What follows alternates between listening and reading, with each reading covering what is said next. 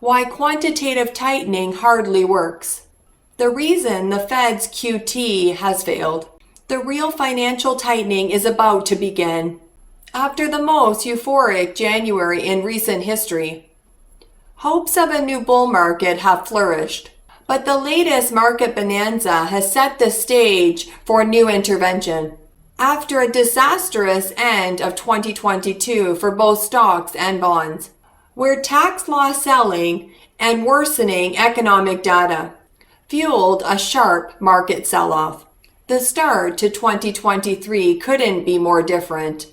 Steamy hot economic data, enormous liquidity injections, and bullish narratives drove an epic melt-up. This sudden shift in sentiment caused a market position for an imminent recession to be caught off guard, creating the feeling of euphoria. The meme stocks, from bankrupt companies to those with capricious business models, defied reality and soared higher. Why Fed's QT is fake. Why it has no power. Why the real financial tightening is about to begin. I will explain it all right after this. And of course, smash the like button. If you want to be my good boy, apply to write your first book with me. Welcome back to the Audacious Money Witch channel, where we talk about macroeconomy, stocks, bonds, and commodity markets. If you like any of these topics, you are intelligent. That's why you're here. And you know what to do. And push my button if you like what you see in today's video, because I can't push it from this side. This video is brought to you by my Patreon. If you're a good boy, go to patreon.com/magicalgoddesscheryl to add more meaning into your life. If you play your cards right and completely submit like my good boys do, then I will take you under my wing. Author of best-selling books, Goddess Cheryl. My good boys always get rewarded handsomely. You are such a good boy. You like hearing that, don't you? You want to get into the bookstore. You want it to be real. You want it to be true. You need to be my client, don't you? This set the scene for the greatest short squeezes in stock market history, which only exacerbated the market rally. Not only did shorts cover in mass, but the act of doing so, buying back shares, added more liquidity to further fuel the melt-up. The fear of missing out then spread like wildfire. Money managers who were squeezed at the bottom started chasing the top. Others either caught off guard or were simply underweight stocks. Going into 2023, turned bullish and joined in. But this was only the start.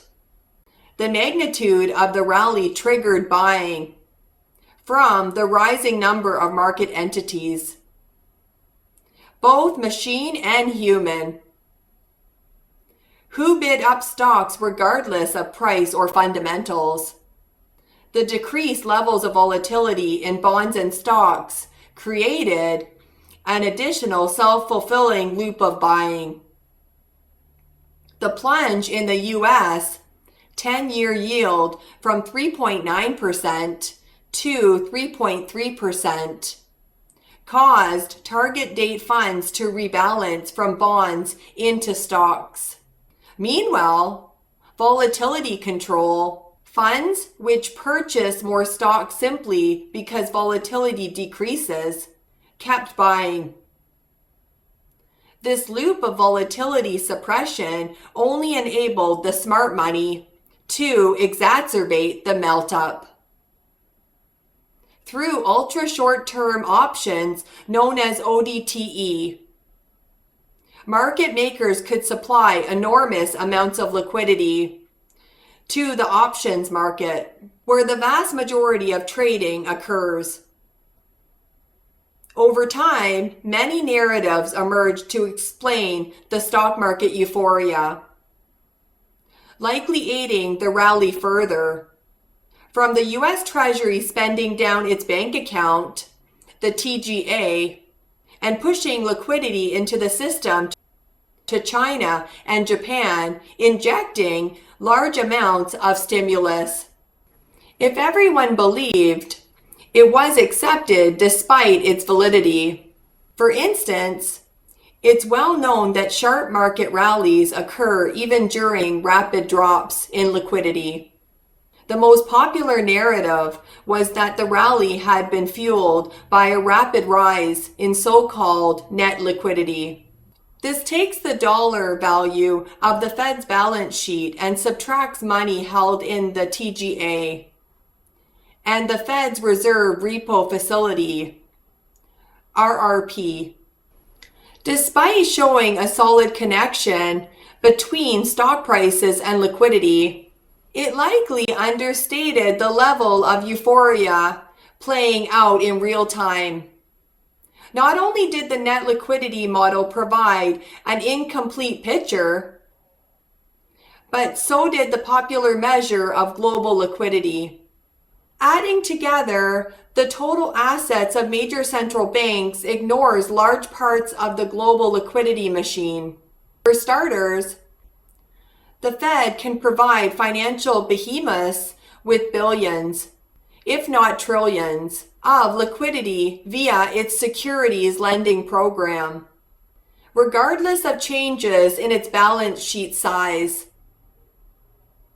Banks can borrow the Fed's assets to fuel more credit creation, hence more liquidity.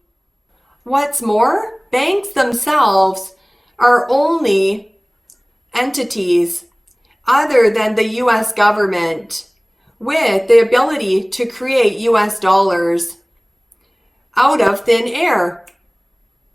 If a consumer is deemed reliable, banks expand their money supply, juicing liquidity further. Liquidity will be injected if animal spirits remain high, and will occur without the U.S. government or the Federal Reserve ever getting involved.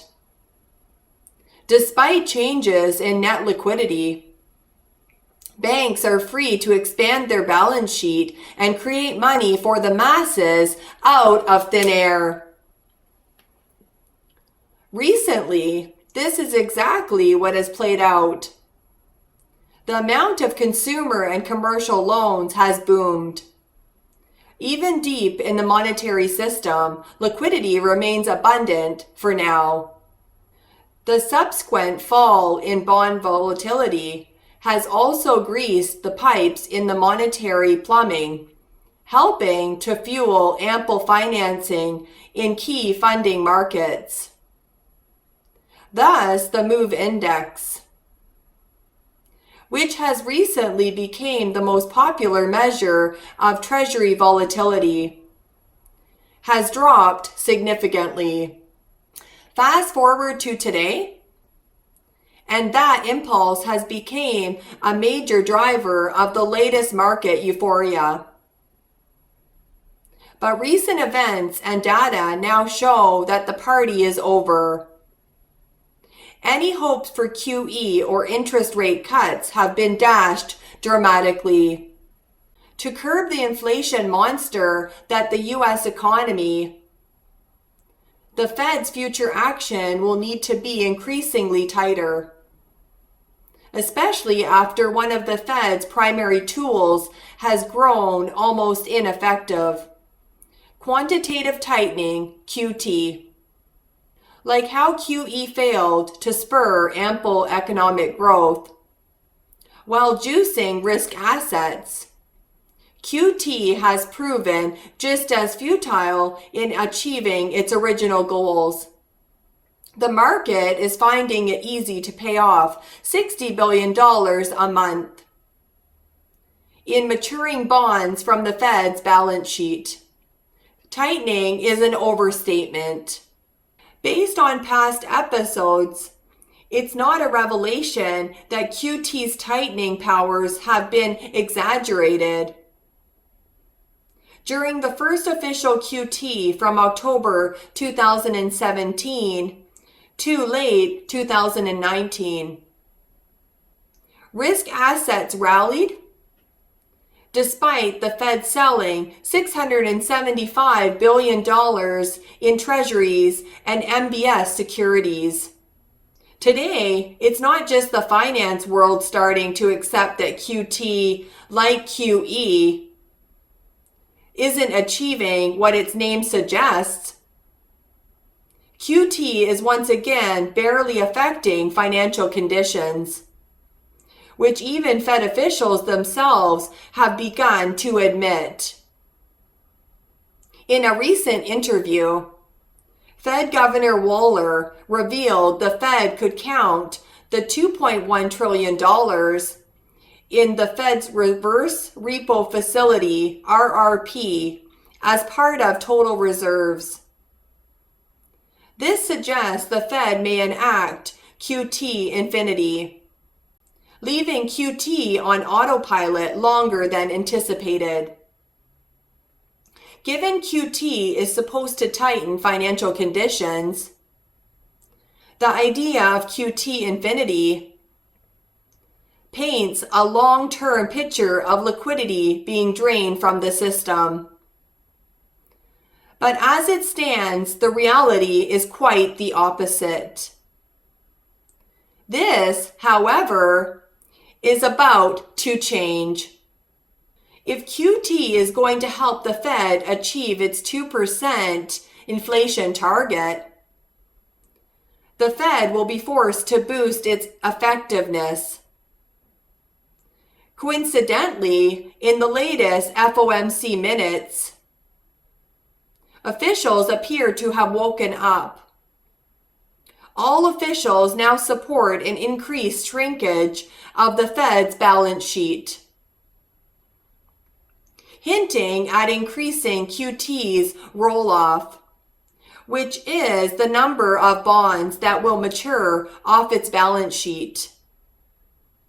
Even so, this will likely fail to deter risk sentiment. A key change is needed.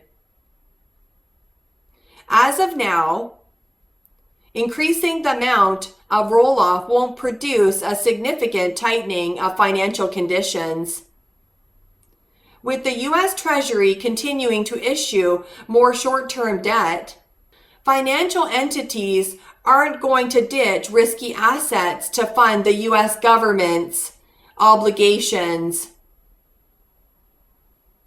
Since short-term treasuries like T-bills remain risk-free, the private sector will buy the debt, but without selling riskier assets to fund these purchases. Longer-term treasuries bonds, however, are sensitive to large interest rate changes. They bear extra risk.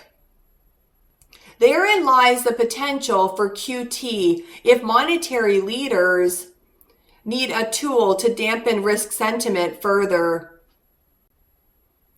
The Fed, alongside the U.S. Treasury, could embark on what I called QTT, Quantitative Tightening Turbocharged.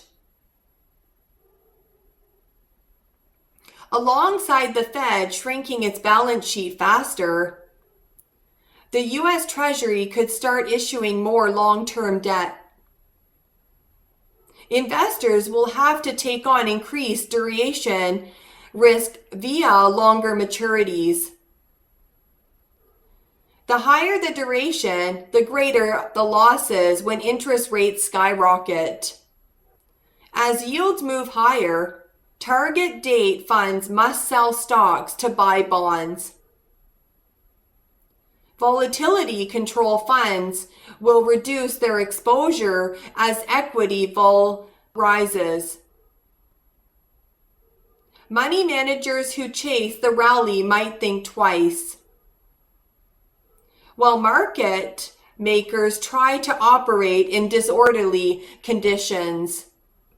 The disconnect between fundamentals and markets has yet to be fully converged. But the great financial tightening will bring an end to the latest liquidity splurge. Goldilocks is almost over. Now it's time for volatility to make a shocking return. And this is my client Teddy Eazzy's book, Wicked Pussy Perfume. It is a femdom novel. It's about money, the stock market, and stockings. Order your copy today. And my book, It's About Time. You are such a good boy for watching my video right till the end. Bye.